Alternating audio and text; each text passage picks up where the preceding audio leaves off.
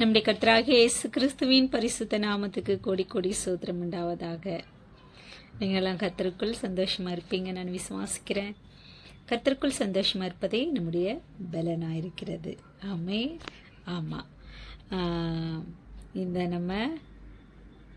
இந்த வருடம் முழுவதும் முதல் மாதம் தொடங்கி இந்த 12வது மாதம் வருஷம் முடிவில் நம்ம இருக்கிறோம்.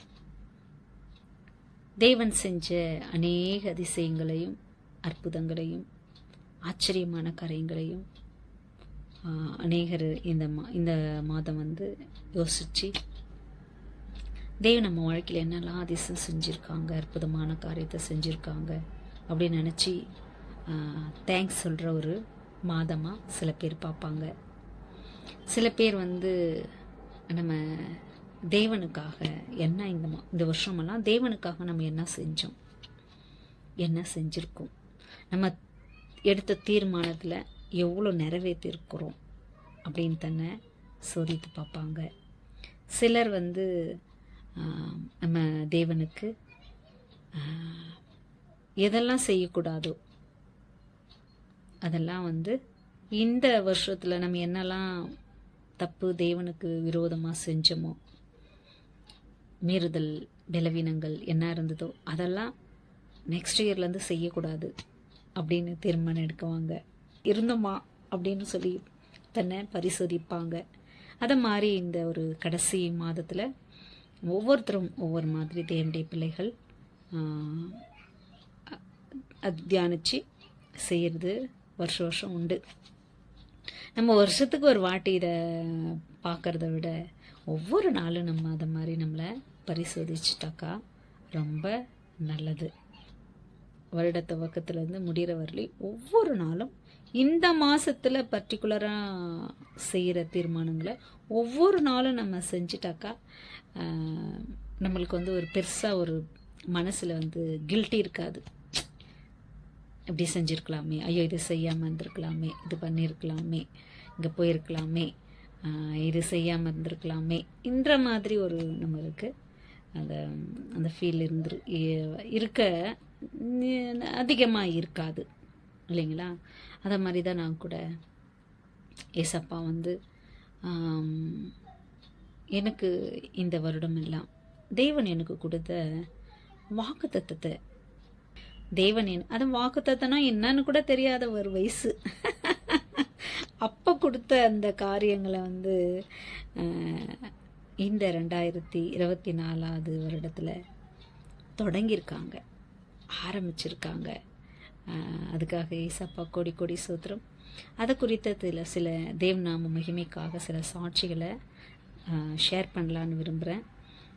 ஆவியானவர் எப்படி பாடல் கொடுத்தாங்க, ஏசப்பா அவன் எப்படி நான் முகமுகமாக பார்த்தேன் அப்படின்றத ஏசப்பாவோட நான் மகிமைக்காக சொல்லலான்னு ஆசைப்படுறேன். ஏன்னா இந்த வருடத்தில் இந்த கடைசி மாதத்தில் சொன்னால் அது ரொம்ப கரெக்டாக இருக்கும். தேவன் மகிமைப்படுறதுக்கு ரொம்ப ஒரு சரியான தருணம். தேவன் என்னை எப்படி தெரிஞ்சுக்கிட்டாங்க, எப்படி இவ்வளோ பாடல் ஆவியானவர் கொடுத்தாங்க, எப்படி நான் இந்த வருடம் தேவன் அதை நிறைவேற்ற வாக்குத்தத்தங்களை ஆரம்பித்த வருடம் அப்படின்னு இப்போ சொன்னால் அது ரொம்ப தேவனுடைய நாமம் என்ன மாதிரி அதிசயமாக இருப்பதமாக மகிமைப்படும். அதுக்காக ஏசப்பா கொடி கொடி சோதரம். தேவன் கொடுக்குற வரங்கள், தாளந்து, அபிஷேகம் எல்லாம் மற்றவங்களை கர்த்தர் யாருன்னு தெரிய வைக்கணுமே தவிர நம்ம யாருன்னு தெரிஞ்சிக்க வைக்கக்கூடாது. தேவன் நம்மளுக்கு கொடுக்குற வரங்கள், தாளந்து, அபிஷேகம், கனிகள் இதெல்லாம் ஏசப்பா யாரு அது ஜனங்கள் தெரிஞ்சுக்கணும். அதுக்கு தானே தவிர நம்மளை காமிச்சுக்க கிடையாது. அது தேவனுடைய பிள்ளைகள் எல்லாம் எந்த ஊழியமா இருந்தாலும் தேவன் கொடுக்குற 5 வித ஊழியத்தில் எந்த ஊழியமாக இருந்தாலும் அப்படி நம்ம இருக்கிறது ரொம்ப நல்லது. அதுக்கு ஆவியானவர் நமக்கு ஹெல்ப் பண்ணட்டும். ஆமென். நம்ம இந்த உலகத்தில் ஒருத்தரை உறுதியாக நம்பணும், அப்படின்னாக்கா, ஒருத்தரை உறுதியாக விசுவாசிக்கணும்னா அது ஏசப்பா மட்டும்தான். நம்ம உறுதியாக, தைரியமாக, கண்மூடித்தனமாக நம்பலாம் ஏசப்பாவை. நம்ம தேவன்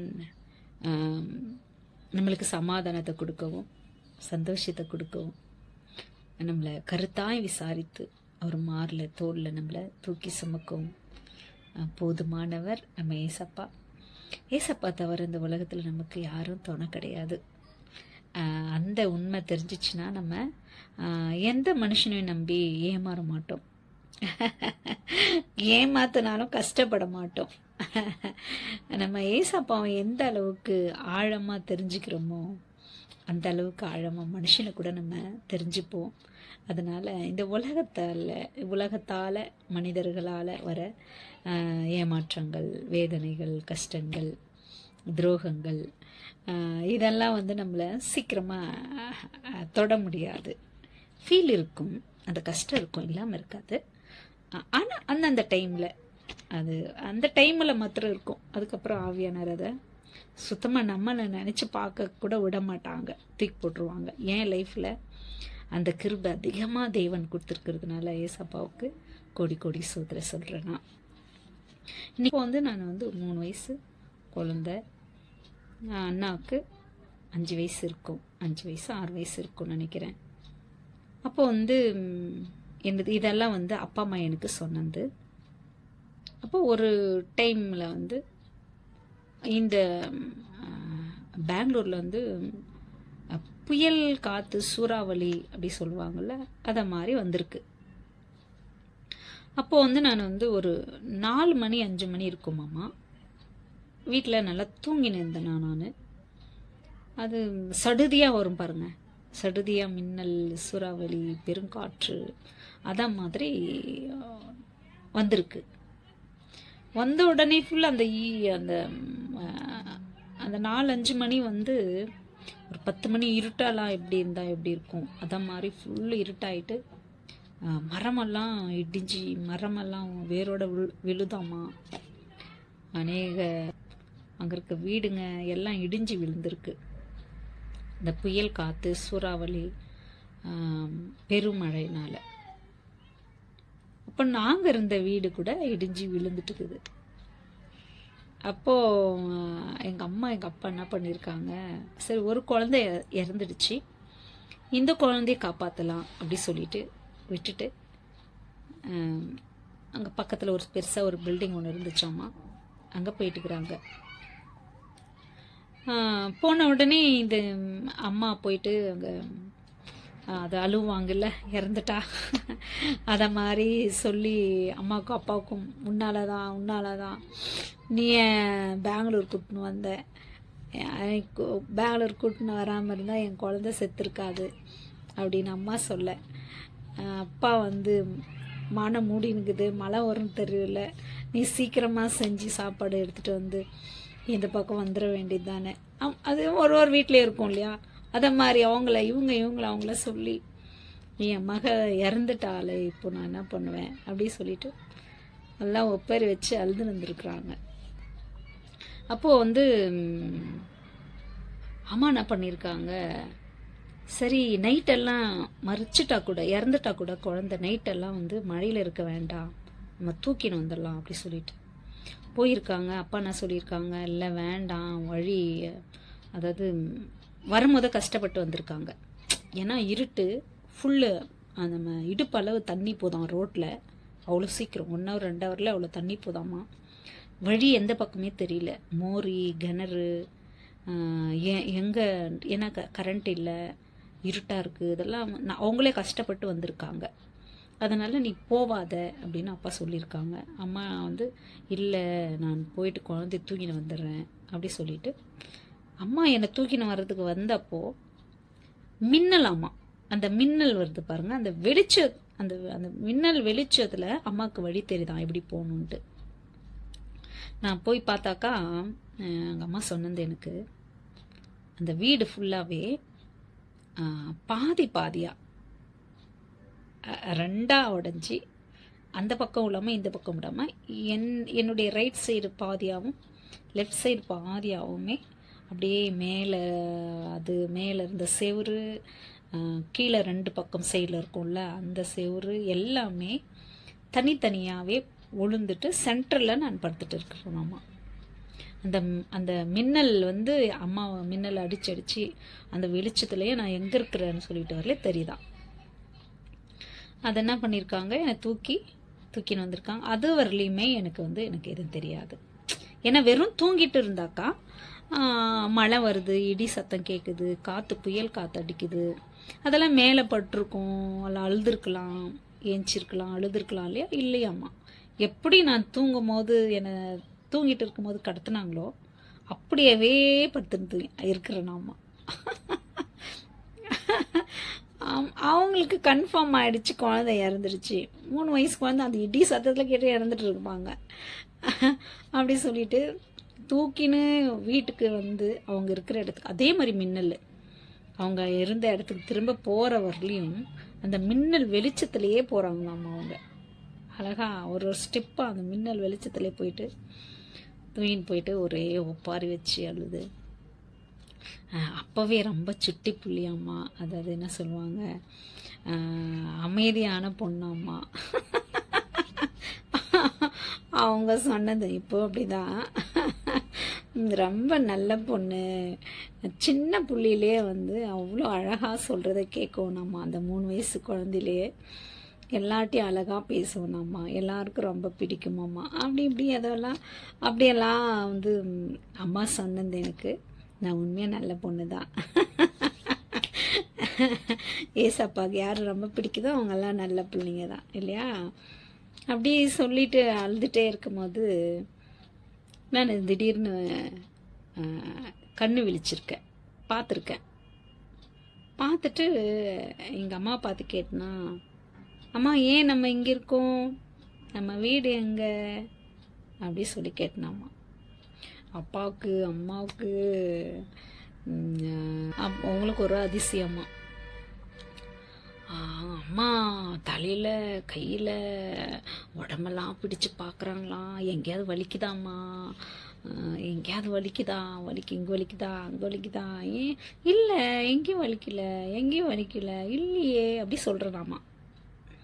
அதுக்குள்ளே இங்கே பெரியப்பா சித்தப்பா அவங்கெல்லாம் இருந்தாங்க இல்லையா, அவங்கெல்லாம் என்ன பண்ணியிருக்காங்க, பார்த்துருக்குறாங்க வீடு இடிஞ்சு தரமட்டமாக இருக்குது. அவங்க என்ன நினச்சிட்டுருக்குறாங்க, குடும்பமே ஃபேமிலியே இறந்துட்டாங்க மாதிரி இருக்குது அப்படின்னு நினச்சிட்டு இருக்காங்க அவங்க.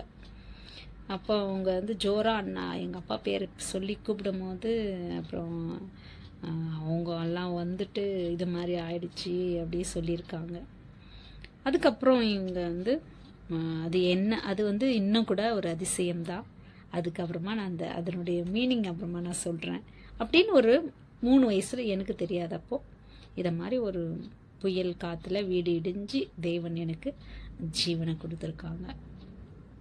அதுக்கப்புறம் இங்கே பெங்களூரில் வேண்டாம், பெங்களூர்லேயே இருக்கக்கூடாது, இங்கே ஊருக்கு போயிடுங்க அப்படி சொல்லிட்டு ஊருக்கு போனாக்கா அங்கே போயிட்டு சும்மா இருக்க முடியாது. அப்பாவுக்கு விவசாயம் மட்டும்தான் தெரியும். அதனால் என்ன பண்ணியிருக்காங்க, பாட்டிக்கிட்ட என்னை விட்டுட்டு எங்கள் அண்ணாவை கான்வெண்ட்டில் சேர்த்துட்டு பாட்டிக்கிட்ட என்னை விட்டுட்டு இவங்க பெங்களூர் வந்துட்டுருக்குறாங்க. எனக்கு ஒரு 5 வயசு இருக்கலாம் நினைக்கிறேன். ஒரு குடிசை வீடு, ஒரு சின்ன ஒரு கிராமம், ஒரு குடிசை வீடு, உக்காந்து உள்ளே போகணும். எனக்கு ஞாபகம் இருக்குது நல்லா. நைட்டில் பாட்டியோட தான் நான் இருக்கேன், பாட்டி கூட தான் நான் வளர்ந்தேன். அவங்க பாட்டி ஒரு ஆவிக்குரிய பாட்டி. அவங்க ஆர்சியாக இருந்தால் கூட எப்போ பாரு முட்டி போட்டுட்டு இந்த முந்தானி இருக்கு பாருங்க, அதை எடுத்து வச்சுட்டு ப்ரே பண்ணிகிட்டே இருப்பாங்க. நான் பார்த்தவர்லேயும் எங்கள் பாட்டி மறிக்கிறவர்களையும் அதை எங்கள் பாட்டி செஞ்சதை நான் பார்த்துருக்கேன். அப்போ நான் தூங்கிட்டு இருக்கேன். தூங்கிட்டு இருந்தோடனே தலையிலேருந்து கால் வரலையும் அப்படியே நெருப்பு மாதிரி இருக்குது, சூடாக இருக்கும்ல. ஜுரம் வந்தாக்கா மற்றவங்க கை வச்சு பார்த்தா தான் நமக்கு சூடாக இருக்குது தெரியும். நமக்கு ஜுரம் வந்தால் கூட மற்றவங்க கை வச்சு பார்க்குறாங்க உடம்பு சூடாக இருக்குது அப்படி தெரியும். ஆனால் எனக்கு தலையிலேருந்து கால் வரலையும் சூடாக இருக்குது. அப்படியே நெருப்பு மாதிரி இருக்குது உடம்பெல்லாம். நான் நினச்சினுக்கிறேன் நம்மளுக்கு உடம்பு ஜுரம் வந்துட்டு இருக்க மாதிரி இது அப்படி சொல்லிட்டு என்ன பண்ணுறேன், பாட்டிக்கிட்ட சொல்லலான்னு ட்ரை பண்ணுறேன், முடியல என்னால். அப்போது அந்த நிலையங்கி தரித்தவராய் நம்ம வெளிப்படுத்தல யோவான் முத போகிறாங்கல்ல, அப்போ வந்து யோவான் கிட்ட ஏசப்பா நிலையங்கி தரித்தவரை தான் தன்னை ஃபஸ்ட்டு அவர் பார்க்குவாங்க. அதே மாதிரி ஒருத்தர் வந்து குடிசை வீடு எப்படி வந்தாருன்னு தெரியல, அங்கே வந்தாங்க நிலையங்கி தரித்தவராய். அது மட்டும் நல்ல ஞாபகம் இருக்குது. அவர் அந்த உருவம் அது அப்போ தெரியல, அது நான் ஏசப்பா தெரிஞ்சதுக்கப்புறம் அப்படி வந்தாங்கன்றது நான் எனக்கு தெரிஞ்சுது. அது கையில் வந்து அப்பமும் ரசமும், திராட்சை ரசமும் அப்பமும் எடுத்துகிட்டு வந்தாங்க. அது வந்து கனவு கிடையாது, தரிசனம் கிடையாது. கனவுனா தூங்கும் போது வரும், தரிசனம்னா நம்ம ஜெபிக்கும் போதோ ஆராதனை பண்ணும் போதோ அது வந்து தேவன் வந்து காமிப்பாங்க. நம்ம தூங்காத போது காமிப்பாங்க, தரிசனத்தில் காமிப்பாங்க. ஒருத்தர் டைரெக்டாக பார்க்குறோமோ அதே மாதிரி நான் அவரை பார்க்குறேன். அப்போ வந்து எனக்கு கொடுக்குறாங்க கையில் வந்து ஏசப்பா வந்து வாங்குறேன், நான் கொடுக்குறாங்க, அதை சாப்பிட்றேன், அதை எடுத்து எனக்கு குடிக்க கொடுக்குறாங்க. நான் குடிக்கிறேன். நான் என்ன நினச்சி வாங்கி சாப்பிட்டு குடித்தேன் தெரியுமா? அது நல்ல ஞாபகம் இருக்குது எனக்கு. பாட்டி உடம்பு சரியில்லைன்னா எனக்கு கஷாயம் போட்டு கொடுப்பாங்க, டிகாஷன். அது வந்து சிகப்பாக தான் இருக்கும், அதுவும் மாத்திரையும் கொடுக்குவாங்க. நான் என்ன நினச்சேன், எனக்கு நமக்கு உடம்பு சரியில்லை, சூடாக்குது உடம்பு, அப்போ யாரோ ஒருத்தர் வந்து நமக்கு மாத்திரை கொடுத்து டிகாஷன் கொடுக்குறாங்க குடிக்க அப்படின்னு நான் நினைக்கிறேன். அது குடித்த உடனே அவங்க எப்படி போனாங்கன்னு தெரில, நான் போய் எப்படி படுத்தேன்னு தெரில. படுத்த உடனே தலையிலேருந்து கால் வரலையும் ஃபுல்லு தண்ணி. ஒரு குடம் தண்ணி மேலே எடுத்து தலையில் ஊற்றினா எப்படி இருக்குமோ அதான் மாதிரி தலையிலேருந்து கால் வரலையும் தண்ணி, துணி ஃபுல்லாக நனைஞ்சிருச்சு. எப்படி உடம்பெல்லாம் சூடாச்சோ அக்னியில், அதே மாதிரி உடம்பெல்லாம் தண்ணி. அந்த தண்ணி வந்து பாட்டி மேலே பட்டு, தண்ணி அவங்க மேலே அந்த உடம்புல அந்த ஈரத்துணி பட்டு ஏஞ்சிட்டாங்க. ஈரத்துணி பட்டு ஏஞ்சிட்டு நான் அப்பயே சொன்னேன் இவளுக்கு, உச்சா போயிட்டு வந்து படுடி அப்படி சொன்னேன். உச்சா பண்ணிட்டியா, துணியெல்லாம் நினச்சிட்டியா அப்படி சொல்லிட்டு அப்போ நான் சொல்கிறேன், அழுறேன், பாட்டி நான் உச்சா பண்ணல பாட்டி, எனக்கு ஜுரம் வந்துச்சு, தலையிலேருந்து கால் வரலையும் சூடாயிடுச்சு, எனக்கு ஜுரம் வந்துச்சு. யாரோ ஒருத்தர் நீட்டாக ட்ரெஸ் போட்டிருந்தாங்க, அவங்க வந்து எனக்கு மாத்திரை கொடுத்தாங்க, டிகாஷன் கொடுத்தாங்க, கொடுத்துட்டு போயிட்டாங்க. அப்படியே எனக்கு உடம்பெல்லாம் தண்ணி ஆயிடுச்சு, நான் உச்சா பண்ணல அப்படி சொல்லிட்டு அழுறேன், ஜோராக அழுறேன். அப்போ தான் எங்கள் பாட்டி வந்து உடனே முட்டி போட்டு, அச்சிஷ்ட அந்தோனியாரே மகளுக்கு காட்சி கொடுத்தியே அப்படின்னு சொல்லிட்டு அவங்க முட்டி போட்டு ப்ரேயர் பண்ணதை என் காதில் நான் கேட்குறேன் அந்த வார்த்தையை. அதுக்கப்புறம் நான் தூங்கிட்டு இருக்கிறேன், எனக்கு தெரியல. காலையில் நான் அதை டோட்டலாக மறந்துட்டேன். எங்கள் பாட்டி எல்லாட்டி சொல்கிறாங்க, ராத்திரி வந்து அந்தோனியார் என் மகள் என் பேத்திக்கு காட்சி அளிச்சிருக்காரு அப்படின்னு என்னதான் சொல்கிறாங்கன்றது கூட எனக்கு தெரியல. நான் சொன்னது தான் அவங்க சொல்கிறாங்கன்றது கூட எனக்கு தெரியல, நான் டோட்டலாக மறந்துட்டேன் அதை. ஆனால் அப்போலேருந்து என்னுடைய ஒவ்வொரு ஆக்டிவிட்டியையும் ஒருத்தங்க எனக்கு கவனிக்கிறாங்கன்றது எனக்கு தெரிய வந்தது. நான் இப்போ ஒரு இடத்துக்கு விளையாட போகிறேன், 5 வயசுக்குள்ளே நான் இன்னும் ஸ்கூலில் என்ன சேர்க்கலை, இன்னும் 4 வயசு 5 வயசு இருக்கும்னு நினைக்கிறேன். ஏன்னா அந்த பால்வாடி சொல்லுவாங்கள்ல, அங்கே தான் நான் போயின்னு இருக்கேன். அப்போது அதுக்கப்புறம் தான் என்னை ஸ்கூலில் சேர்க்குறாங்க, ஃபஸ்ட் ஸ்டாண்டர்டு. அப்போது நான் பசங்கிட்ட விளையாட போகணுன்னா எங்கே போகணுமோ அங்கே விடுவாங்க. யார்? என்னை ஃபாலோ பண்ணுறவங்க, என்னை கைடு பண்ணுறவங்க. இது கர்த்தர் ஆவியானவரை சொல்கிறேன், அப்போ தெரிலல அதுக்கு சொல்கிறேன். நான் எங்கே விளையாட போகக்கூடாதோ, யாரோட சேரக்கூடாதோ, அங்கே நான் போனாக்கா என்னை போக விட மாட்டாங்க. கூப்பிடுவாங்க விளையாடுறதுக்கு பசங்க, சின்ன சின்ன பிள்ளைங்க. நம்ம என்னென்ன விளையாட்டு விளையாடுவோம் கிராமத்தில். ஓடி போவேன், என்னை யாரை தடுக்கிற மாதிரி இருக்கும். தடுத்துட்டு போக விட மாட்டாங்க, கையை பிடிக்கிற மாதிரி இருக்கும். ஒரு ஸ்டெப் ரெண்டாவது வந்து எடுத்து வைக்க முடியாது என்னால்.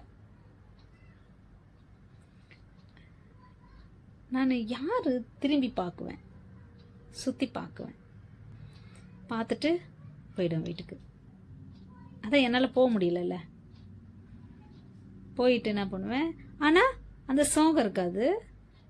அங்கே போய் விளையாடினா எவ்வளோ சந்தோஷமாக இருக்குமோ அதை விட சந்தோஷமாக வீட்டில் விளையாண்டு இருக்குவேன். இதை மாதிரி தேவன் என்னை வந்து எங்கே போகணும், எங்கே போகக்கூடாது, யார்கிட்ட பேசணும், யார்கிட்ட பேசக்கூடாதுன்னு என்னை கைட் பண்ணி வழி நடத்துகிறத நான் அப்போலேருந்து பார்த்தேன். ஆனால் அப்போ அது எனக்கு புரியல, தெரியல. அதுக்கப்புறம் நாங்கள் இருந்த குடிசை வீடு, அந்த ஏரியாவே நாங்கள் இருந்த பரமர சொத்து அது எங்களது. தேவன் அங்கேருந்து வேறு ஏரியாவில் எங்களை கூட்டின்னு போக வச்சார். கல் வீடு, சீட்டு போட்ட வீடு, கரண்ட்டு வீடு, கீழே வந்து தரை, சிமெண்ட்டு போட்ட தரை, அதை மாதிரி ஒரு வீட்டில் உடனே தேவன் எங்களை கூட்டின்னு போனாங்க. கூட்டின்னு போயிட்டு ஆவியானவர் வழி நடத்துறது. அது வரலையும் எனக்கு கிறிஸ்தவனா என்ன, ஏசப்பானா என்னன்னு தெரியாது. அதுக்கப்புறம் ஏசப்பா வந்து 12 சீடர்களுக்கும் ஏசப்பாவோட ரத்தத்தை சரீரத்தை கொடுத்து, இதை நான் உங்களோட செய்கிற புதிய உடன்படிக்கை அப்படின்னு சொல்லுவாங்க இல்லையா சீடர்கள்கிட்ட. எனக்கு வந்து டைரெக்டாகவே அப்போது ஏசப்பாவோட ரத்தத்தை சரீரத்தை ஏசப்பாவையே எனக்கு கொடுத்து, அவரோட அக்னி அபிஷேகம், ஆவி அபிஷேகம் 2 எனக்கு கொடுத்து, இந்த பூமியில் என்ன அவருக்காக தனியாக பிரித்து வச்சு ஆவியானவர் என்னை கைடு பண்ணின்னு வந்தாங்கன்ற சத்தியம், ரகசியம். அதுக்கப்புறம் நான் கொஞ்சம் மெச்சூர்ட் ஆகிட்டு அப்போ தான் ஆலயத்துக்கு போகிறோம். ஆலயத்துக்கு போகும்போது ஃபஸ்ட்டு எனக்கு தெரியல, ஏசப்பாவோட சிலுவை இருக்கும் பாருங்க, எல்லா ஆர்சி சபையிலும் இருக்கும். ஏசப்பா சிலுவையில் அரைஞ்சிருக்கிற அந்த சிலுவை இல்லாத சபை இருக்காது இல்லையா, அது எங்கள் ஊரில் வந்து ரொம்ப பெருசாக இருக்கும். அப்போ நான் வந்து அதை பார்த்துட்டு யாருக்கும் தெரியாமல் தனியாக உட்காந்து, அவர் பாவம், அவரை ஏன் அப்படி அடிச்சிருப்பாங்க, காலில் கையில் ஆணி, 2 கையிலையும் 2 காலில், ஒரு கால் மேலே ஒரு கால் வச்சு ஆணி வச்சு அடிச்சிருக்காங்க. தலையெல்லாம் முள், ரத்தம், இங்கெல்லாம் ரத்தம். அப்படியே எல்லாம் பார்த்துட்டு தனியாக உட்காந்துட்டு அந்த சின்ன புள்ளியிலே மாட்டுன்னு அழுவேன். அவருக்கு ஏன் அப்படி செஞ்சாங்க, ஒரு என் சொந்த அப்பாவுக்கு அதை மாதிரி செஞ்சால் நம்மளுக்கு எப்படி வலிக்கும், வரும்ல, வேதனை வரும்ல, அதை மாதிரி நினச்சின்னு நான் அவரை அது வந்து எனக்கு ஒரு சிலையாக தெரியல. நான் நிஜமாகவே எனக்கு அவர் வந்து நிஜமாகவே அவருக்கு அப்படி அடிச்சிருக்கிறாங்க அப்படின்னு நினச்சி நான் அவரை நினச்சி, அவருக்கு ஏன் அப்படி செஞ்சாங்க, அவருக்கு ஏன் அப்படி செஞ்சாங்க, அந்த தாத்தாவுக்கு எனக்கு இப்போ கூட ஞாபகம் இருக்குது, அந்த தாத்தாவுக்கு ஏன் அப்படி செஞ்சாங்க, எதுக்கு அவர் கையில் ஆணி இருக்குது, அதெல்லாம் நம்ம எடுத்துடலாமா, யாருக்கும் தெரியாமல் எடுத்துடலாம். இதெல்லாம் வந்து நான் தனியாக உட்காந்து அழுது யோசனை பண்ணது இதெல்லாம். அது அப்புறமா தான் தெரியுது, அவருக்கு நம்ம தாத்தான்னு சொன்னமே, அவருக்கு வாலிப வயசில் தான் அப்படி செஞ்சுருக்காங்க. அழகையே உருவானவர், ஆனால் நமக்காக அழகை இழந்து, வேதம் சொல்லுது அவரை பார்க்க கூட நம்மளுக்கு விருப்பம் இல்லையாம்மா, அந்த அளவுக்கு அசிங்கமாயிட்டாராம் ஏசப்பா. 3 நாளாக அந்த லாஸ்ட்டு 12 சீடர்கள் கூட சாப்பிட்றாருல, லாஸ்ட்டு ராபோஜனம், அதுதான் லாஸ்ட்டு சாப்பாடு. அதுக்கப்புறம் அவருக்கு 3 நாளாக சாப்பாடே இல்லை, தூக்கம் இல்லை, அடி, போகிறவங்க வரவங்களாம் அடிக்கிறது, அங்கே இங்கே கோர்ட்டு, அந்த கோர்ட்டு இந்த கோர்ட்டு கூட்டுன்னு போகிறது, அதை மாதிரி அடித்து ரத்தம் வந்து காஞ்சி அதை மாதிரி நம்ம தேவனை பார்க்க கூட அருவருப்பாகவே இருந்தாங்களா. அதான் அவருக்கு வயசான தோற்றத்தை வந்து தந்திருக்க மாதிரி தெரியுது. அதுக்கப்புறம் தான் அதெல்லாம் நான் தெரிஞ்சுக்கிட்டேன். நான் அவர் வந்து தாத்தா இல்லை, வயசானவர் கிடையாது, ஒரு வாலிப வயசு, அழகுள்ள வாலிப வயசு பிள்ளைன்றதை நான் ஏசப்பா ஜீவன் கொடுக்கும் போது அவருக்கு வாலிப வயசு, அழகானவர் அப்படின்றத நான் தெரிஞ்சுக்கிட்டேன். அதுக்கப்புறமா அது தெய்வம் அப்படி எனக்கு தெரியாது. ஆனால் நினச்சி அழுவேன். ஏன் ஸ்கூலில் போயிட்டு சேர்க்கும் போது பிசாசானவன் நான் படிக்கக்கூடாது, வேதம் தெரிஞ்சுக்கக்கூடாது அப்படின்ட்டு ஸ்கூலில் கொண்டு போய் என்னை சேர்க்குறாங்க. ஃபஸ்ட்டு அன்றைக்கே ஒரு சார் வந்து ஒரு பையனை பிடிச்சி அடின்னு அடிக்கிறாங்க. அப்போ தான் கொண்டு போய் என்னை சேர்க்க போகிறாங்க. பிடிச்சி அடின்னு அடிக்கிறாங்க. நான் போனால் கிளாஸுக்கு நான் போகவே மாட்டேன் அப்படின்னு சொல்லிட்டு எப்படி கண்டிப்பாக ஒரு வருஷம் போயிருக்க மாட்டேன்னு நினைக்கிறேன் நான். ஏன்னா அப்போல்லாம் வந்து ஸ்கூல் போகலன்னா வீடு வீடாக பார்த்து அனுப்புவாங்க. அந்த டீச்சர்ஸ் வருவாங்க, அந்த சார் வருவாங்க, அங்கே இருக்கிற பெரிய பெரிய பசங்களை கூப்பிட்டு படிக்கிற பசங்க யார் யார் வீட்டில் வராமல் இருக்காங்களோ பார்த்து கையை காலை கட்டி இஸ்துன்னு போவாங்க ஸ்கூலுக்கு. என்ன அப்படியெல்லாம் வந்து கூப்பிட்ருக்காங்க. நான் அழுதுன்னு போகவே மாட்டேன். ஏன்னா அந்த சார் அடித்ததை நான் பார்த்துட்டேன். அதனால் நம்மளாம் அப்படி தான் அடிப்பாங்க அப்படி சொல்லிட்டு நான் போகல. அதுக்கப்புறம் ஒரு டைம் வந்து என்னை வந்து ஆளெல்லாம் வச்சு போயே போகணும் அப்படி சொல்லிட்டு கட்டாயமாக வந்து வீடு வீடாக பார்த்து போகாத பசங்களை கட்டாயப்படுத்தி இட்டுன்னு போனாங்க. போனாக்கா அந்த இடத்துல நான் பார்த்த சார் இல்லை. நீங்கள் சொன்னால் நம்ப மாட்டீங்க. அந்த சாரை ஸ்கூலில் விட்டே தூக்கிட்டு இருக்கிறாங்க. தூக்கிட்டு புது சாரை போட்டிருக்காங்க அந்த கிளாஸ்க்கு. அந்த சார் இல்லைன்னு தெரிஞ்ச உடனே எனக்கு கொஞ்சம் பயம் போச்சு. அதுக்கப்புறமா அவங்க வந்து புதுசாக வந்ததுனால அவங்க பேரை சொல்லி எங்கள் ஒவ்வொருவரோட பேரையும் ஊரையும் கேட்டு எல்லாருக்கும் ஒரு சாக்லேட் கொடுக்குவோம். எனக்கு இஷ்டாயிடுச்சு. அப்போ போக ஆரம்பிச்சவ அதுக்கப்புறம் நான் படித்து முடிக்கிற வரலையும் சண்டே கூட எனக்கு லீவு, சாட்டர்டே சண்டே கூட லீவ் இருந்தால் பிடிக்காது. அதை மாதிரி இன்ட்ரெஸ்டாக எனக்கு போக தேவன் கிருபை செஞ்சாங்க. நான் வந்து 2nd ஸ்டாண்டர்ட் படிச்சுன்னு இருக்கும்போது கண்டிப்பாக அது வந்து இப்போ பைபிளெல்லாம் கொடுத்துருக்குறாங்கல்ல, நண்பர் குழுவா, அது பைபிளெல்லாம் கொடுத்துருக்குறாங்க இல்லையா, 50 வருஷமாக கொடுத்துருக்குறேன்னு சொல்கிறாங்க இல்லையா, அவங்க தான் யாரோ ஒருத்தவங்க வந்திருப்பாங்கன்னு நான் நினைக்கிறேன். அதுக்காக கர்த்தருக்கு ஸ்தோத்திரம். அவங்களுக்காக நான் இப்போ கூட நான் ஜெபிப்பேன். ஏன்னா அவங்க தான் ஒரு நியூ டெஸ்டமென்ட் இந்த சண்டே கிளாஸ் பசங்களுக்கு அந்த சின்ன சின்ன படமெல்லாம் வரைஞ்சி ஏசப்பா மாதிரி உலகம் எப்படி உண்டாச்சு அப்புறம் அது மாதிரிலாம் போட்டுலாம் செய்வாங்கல்ல, அதை மாதிரியெல்லாம் போட்டுட்டு நான் வெளியே ஒரு ஸ்கூல் கிரவுண்ட் விளையாண்டுக்கிறேன். ஒரு அண்ணா என்னை கூப்பிட்றாங்க. கூப்பிட்டுட்டு உனக்கு படிக்க தெரியுமா? படிக்க தெரியாது. ஏன்னா அப்போ தான் எனக்கு கற்றுக் கொடுக்குறாங்க. அதெல்லாம் அப்போ தான் கற்றுத்தராங்க. எனக்கு படிக்க தெரியாது அப்படின்னு. படிக்க தெரியலனாலும் பரவாயில்ல, இது வச்சுக்கணும். ஒரு ரெட் கலரில் ஒரு புக் ஒன்று எனக்கு கொடுத்தாங்க. அது வந்து பார்த்தாக்கா பொம்மை மாதிரி அதில் என்னென்னவோ இருந்துச்சு. அதனால நான் அதை அப்படியே வச்சுக்கிட்டேன். அவங்க வந்து என்ன பண்ணாங்க, எங்கள் ஸ்கூல் டீச்சர்ஸ் ஹெச்எம் அவங்களாம் போய் பார்த்தாங்க. அந்த பிரதரு பார்த்துட்டு அவங்க ஒரு கட்டு ஃபுல்லு கொடுத்துருந்தாங்க. புக்ஸு நிறைய கொடுத்து கிறிஸ்டின் பிள்ளைகளுக்கு ஒரு தனி சப்ஜெக்ட் எடுங்க, நீங்கள் மறைக்கல்வின்னு சொல்லுவாங்க. கிறிஸ்டினில் மறைக்கல்வி ஒரு சப்ஜெக்டு, எல்லா சப்ஜெக்ட் எடுக்கிற மாதிரி இதுவும் ஒரு பைபிளையும் ஒரு சப்ஜெக்ட் எடுங்க நீங்கள் அப்படின்னு சொல்லிட்டு அவங்க கொடுத்துட்டு போயிருக்காங்க. அன்னைக்கு மறுநாள்லேருந்து எங்களுக்கு எல்லா ஒரு சப்ஜெக்டுக்கு ஒரு பீரியட் வரும்ல, அதை மாதிரி மறைக்கல்வினா நம்ம பைபிள், அதை வந்து அதுக்கு ஒரு 1/2 hour டைம் எடுத்து கிறிஸ்டின் பிள்ளைங்களெலாம் கூப்பிட்டு டீச்சிங் நடக்குது. தெய்வன் எனக்காக இது பிளான் பண்ணி செஞ்சுன்னுக்குறாங்க. நான் படித்து முடிச்சுட்டு வெளியே வந்தேன். அதுக்கப்புறம் அந்த மாதிரியெல்லாம் இல்லை, இது வரலையும் இல்லை. பிதா, குமாரன், பரிசுத்தாவி யார்? அவங்க 3 பேர் தனி இல்லை, ஒருத்தர் தான். ஒரே தேவன் 3 விதமாக செயல்படுறாங்க அப்படின்ற பேசிக் அடிப்படையை வந்து எனக்கு அங்கே தான் நான் தெரிஞ்சுக்கிட்டேன். ஆனாலும் அப்போ வரலையும் நம்ம தெய்வம் ஏசுதான் அப்படின்னு எனக்கு தெரியல. எல்லாம் கிறிஸ்துவங்க போயின்னுக்கிறேன். எல்லாம் சொல்லினுக்கிறாங்க, கற்று குத்துனுக்குறாங்க, கற்றுனுக்குறேன், அவ்வளோதான். இப்போ நான் சிலுவையில் பார்த்து அவருக்காக டெய்லி அழுறேன். இது கண்டினியூ நடந்துனுக்குது. இது டெய்லி ரொட்டீனில் அவரை நினச்சி, ஏன்னா நான் டெய்லி ஸ்கூலுக்கு கோயிலில் தான் போயிருக்கணும், அதனால் நான் அவரை டெய்லி பார்க்குறேன்.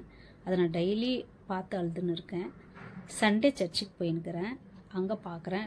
சபைன்னு தெரியாது, சர்ச்சுக்கு போகிறோம், நம்ம கிறிஸ்துவங்கன்னு தெரியாது. எல்லாம் போகிறாங்க, கூப்பிட்டுன்னு வராங்க. ஆனால் அவரை பார்த்து இது அழுதுன்னுக்கிறது வந்து நான் ஸ்கூலுக்கு போனால் கூட இது தனியாக நடந்துகிட்டே இருக்குது. ஏசப்பா சிலுவையை பார்த்து அது தனியாக நான் அழுதுனே தான் இருக்கேன். அதை நினச்சி அது வரலையும் அவர் ஏசப்பா எனக்கு தெரியாது, அவரை தான் அவங்க சொல்லி தராங்க அப்படின்னு எனக்கு தெரியல. 7 வயசு இருக்கும். இந்த 2 வருஷமாக எனக்கு அது தரிசனமெல்லாம் தெரியல, தேவன் யார் என்னன்னு எனக்கு தெரியல. ஒரு 7 வயசு இருக்கும். மாசில் போயிட்டு அப்போ தான் முன்னாடி உட்கார்றேன். நான் ஆர்சி சர்ச்சில் முன்னாடி உட்கார்ற ஞாபகம் எனக்கு இருக்குது. இப்போ எல்லோரும் பாட்டு பாடுறாங்க, கொயர். அங்கே அது சிஸ்டமேட்டிக் ரொம்ப பிடிக்கும் எனக்கு. ஆர்சியில் உட்காந்து எல்லாம் பாட்டு பாடின்னு இருக்காங்க. அந்த வருகை பாடல், காணிக்கை பாடல், திருவிருந்து பாடல், நன்றி பாடல், அப்படியே தனி பிரித்து பாடுவாங்க. அது பாடும் போது என்னையே அறியாமல் அவங்க பாடும் போது நான் கூட பாடி இருந்திருக்கேன். ஏன்னா எனக்கு அவ்வளோ படிக்க தெரியாது. அப்போலாம் எழுத்து கூட்டி தான் படிக்கிறேன். அம்மா அப்பான்றதை அப்போ தான் கற்றுன்னு இருக்கேன். அப்போ பாடும் போது நான் கூட பாடியிருக்கேன். கூட பாடினோடனே இது ஃபாதர் கவனிச்சிருக்காங்க. அவங்க எப்படி பாடுறாங்களோ, கொயர் எப்படி பாடுறாங்களோ அதே மாதிரி நான் கூட பாடி இருந்ததான் இவங்க கவனிச்சிருக்காங்க. அந்த ஃபாதர் கவனிச்சிட்டு அந்த உபதேசரை கூப்பிட்டுட்டு, உபதேசர் இருப்பாங்க, அவங்கள கூப்பிட்டுட்டு அந்த பாப்பா வர சொல்லு அப்படி சொல்லிட்டு கூப்பிட்ருக்காங்க. அப்புறமா என்னை கூப்பிட்டு நீ யார் மக அப்படியெல்லாம் கேட்டாங்க. அப்பா ஊரில் ஒரு கௌரவமான நாங்கள் ஒரு எளிமையான குடும்பமாக இருந்தாலும் நல்ல ஒரு கௌரவமான மதிப்புள்ள ஒரு குடும்பம் நாங்கள். அப்பாவை எல்லாருக்கும் நல்லா தெரியும், நல்ல பேர் அப்பாவுக்கு. அப்போ அவங்க பொண்ணு, எங்கள் அப்பா பேர் ஜெபமாலை, அவங்க பொண்ணு இவங்க அப்படி. ஜெபமாலை பொண்ணா, ரொம்ப அழகாக பாட்டு பாடுறி, நீ கொயரில் போயிட்டு உக்காந்து கொயரில் பாடணும் அப்படி சொல்லி ஃபாதர் சொன்னாங்க. நீங்கள் சொன்னால் நம்ப மாட்டீங்க, அப்போ கொயரில் போனவன் நான் அங்கே ஸ்கூல் படித்து முடிச்சுட்டு வர வரலையும் 8th வரலையும் அங்கே எங்கள் ஊரில் இருக்குது. அது படிக்கிற வரலையும் நான் கொயர் கூட இருந்தேன், கொயர் லீடரானேன். நைட்டெல்லாம் பாடுவேன் கொயரில், விடிய தூங்காமல் பாடிட்டே இருப்பேன். அது டயர்டு தெரியாது, தொண்டை சேஞ்ச் ஆகாது. ஏன்னா ஆவியானவர் என்னை அந்த அபிஷேகத்தில் ஒரு அக்னி அபிஷேகம் இல்லையா. யோவான் சொல்வார், நான் தண்ணினால் ஞானஸ்தானம் கொடுக்குறேன், எனக்கு பின்ன ஒருவர் வராரு, அவர் ஒரு செருப்பு குனிஞ்சு கழட்ட கூட எனக்கு தகுதி கிடையாது, அவர் உலக இரட்சகராகிய மெஸ்ஸியா அவர் தான், அவர் அக்னினாலும் ஆவினாலும் உங்களுக்கு ஞானஸ்நானம் கொடுப்பாரு அப்படின்னு சொன்னார் இல்லையா. அந்த ஆவினாலும் அந்த அக்னினாலும் ஞானஸ்நானத்தை அப்பாவே எனக்கு கொடுத்தாங்க. யோவான் சொன்ன அந்த வாக்கு தத்தத்தை தேவன் என் வாழ்க்கையில் நிஜமாகவே எனக்கு ஏசப்பா நிஜமாகவே செஞ்சாங்க. அது வேதத்தில் யோவான் சொன்ன அதே காட்சி, அதே அக்னினாலும் ஆவியினாலும் எனக்கு ஞானஸ்தானம் கொடுத்து அவருடைய உடன்படிக்கையாக இருக்கிற அவருடைய இரத்தத்தையும் சரீரத்தையும் எனக்கு கொடுத்து இந்த பூமியில் பிதாவின் சித்தத்தையும் ஏசப்பாவோட விருப்பத்தையும் ஆவியானவருடைய திட்டத்தையும் நிறைவேற்ற ஏசப்பா என்னை இங்கே தெரிஞ்சுக்கிட்டாங்க அப்படின்றது ரகசியம். அதுக்கப்புறம் எனக்கு தெரிஞ்சது. அதை மாதிரி தான் தேவன் என்னுடைய வாழ்க்கையில் பிசாசு நினச்சான், இந்த பொண்ணு நிறைய பேருக்கு சத்தியம் சொல்லுது, ஊழியம் செஞ்சுன்னு இருக்கு, ஜெபிக்குவேன், பிசாசை கட்டி ஜெபிக்குவேன். ஆவியானவர் ஜெபிக்க உட்காந்துட்டா நான் நேரம்ன்றது நாளே தெரியாது எனக்கு. அதே மாதிரி ஆவியானவர் ஒவ்வொரு காரியத்தையும் சொல்லி சொல்லி சொல்லி சொல்லி நம்ம வீட்டிலருந்து, எண்ணிலிருந்து, குடும்பத்திலிருந்து, ஊர்லேருந்து, சபையிலிருந்து உலகத்தில் உள்ள தேசங்கள், எனக்கு தெரியாத தேசங்களெல்லாம் ஆவியானவர் சொல்லி என்னெல்லாம் நடக்குது, எதுக்கெல்லாம் ஜெபிக்கணும் அப்படியே ஆவியானவர் சொல்லி சொல்லி சொல்லி சொல்லி ஜெபிக்க வைப்பாங்க. நான் எதுக்கெல்லாம் ஜெபிக்கிறனோ அதெல்லாம் வந்து கிளியர் ஆகிடும். எனக்கு தெரியும், எனக்கு அது இது கேட்கப்பட்டுச்சு அப்படின்னு நமக்கு தெரியும். அதான் மாறி செய்கிறது பிசாசுக்கு என்ன ஆச்சுன்னா, என்ன அப்படி இப்படியே பண்ணுற நீ, உன்னை ஜெபிக்க விடாமல், வேதம் வாசிக்க விடாமல், ஆராதிக்க விடாமல், ஊழியம் செய்ய விடாமல் பார்க்குறேன் அப்படி சொல்லிட்டு கல்யாணம்னா என்னன்னு தெரியாத வயசில் ஒரு லைஃப்பில் கொண்டு போய் சேர்த்து விட்டுறான். பார்த்தாக்கா அங்கே ஒரே போராட்டம், எதுவும் செய்ய முடியாத மாதிரி. ஆனால் அதில் தான் தெய்வன் அநேக இன்னும் நான் வந்து தெரிஞ்சுக்காத வளர வளர வளர பிள்ளைங்க வளர வளர மெச்சுடாவ நம்ம நிறைய தெரிஞ்சுப்போம் இல்லையா. குழந்தையிலே நான் அவரோட வாழ்ந்துன்னுக்கிறவ இப்போ வளர வளர வளர வளர அதிகமாக அவரோட வாழ எனக்கு நிறைய சான்சஸ் கிடைச்சிது. அவர் முழுசாக நான் அந்த சோதனையில், வேதனையில், கஷ்டத்தில் நான் வந்து நிறையா அவரை தெரிஞ்சுக்கிட்டேன் ஏசப்பாவை.